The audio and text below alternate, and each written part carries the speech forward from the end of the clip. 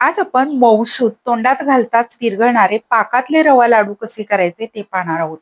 तर 1 वाटी रव्यामध्ये मी तूप घालून छान खमंग भाजून घेतला. नंतर 1 वाटीसाठी पाऊण वाटी साखर घेतली. त्यामध्ये साखरेचं निम्म पाणी घातलं.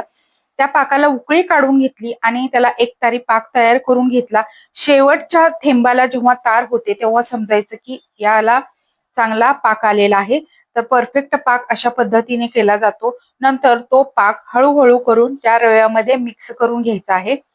तर एकदम सगळा घालू नका, हळू-हळू मिक्स करून घ्यायचा आहे. तर यामध्ये मी सगळा पाक व्यवस्थित मिक्स करून घेतलेला आहे.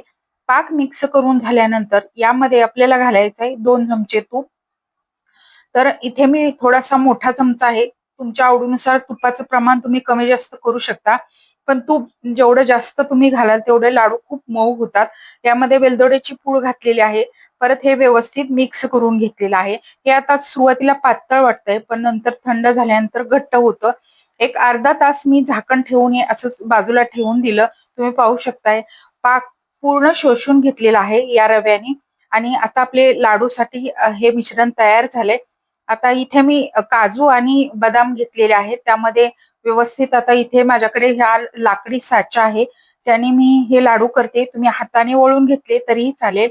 तुमच्या आवडीनुसार यामध्ये ड्रायफ्रूट घालू शकता.